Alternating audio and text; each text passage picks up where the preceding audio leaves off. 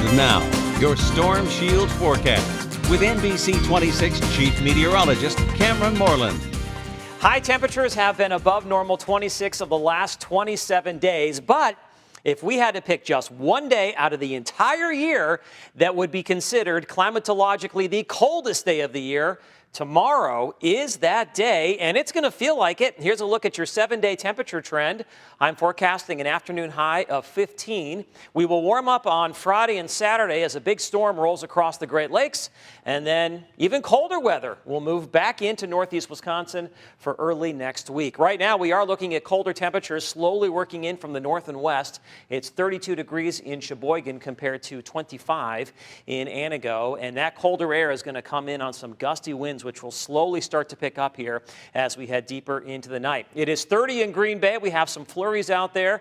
In Appleton, it is overcast and 28 with northwest winds at around 5 miles per hour. We were expecting about 1 to 2 to possibly 3 inches of snow across northeast Wisconsin today. Obviously, that did not happen. The storm just really did not organize like the computer forecast models were suggesting.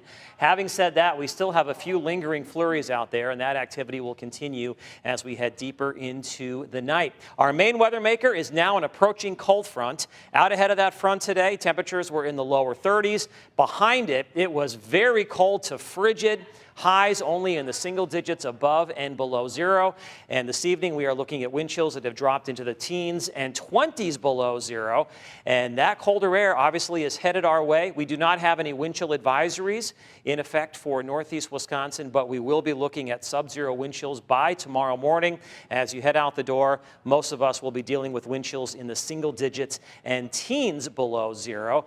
And tomorrow's not going to be very warm, as I just showed you. In fact, it's going to be the coldest day in about a month, with highs only in the lower to mid-teens, a good 10 degrees below normal for this time of year. Arctic high pressure will give us lots of sunshine tomorrow. We'll see increasing clouds as we head into Friday, as that next bigger storm starts to make its way towards northeast Wisconsin. The snow will overspread the area Friday night as the storm really takes almost a perfect track for heavier snow across the NBC26 viewing area from southeastern Colorado to right around Chicago and Milwaukee. The brunt of the storm will be late Friday night into about Saturday afternoon. We're looking at the threat of snow. It could fall heavily at times, strong gusty winds that will produce blowing and drifting and hazardous traveling, especially Friday night into Saturday. In fact, winter storm watches have already been issued for the western part of the state, and more than likely they will be expanded east probably by tomorrow. So your forecast for tonight, look for flurries to come to an end and then clearing. It's going to be windy and much colder. Overnight lows in the single digits to around 10 degrees. Wind chills will be dropping below zero. Tomorrow, windy and cold with frigid wind chills. Look for a high only around 15, and that's with tons of sunshine.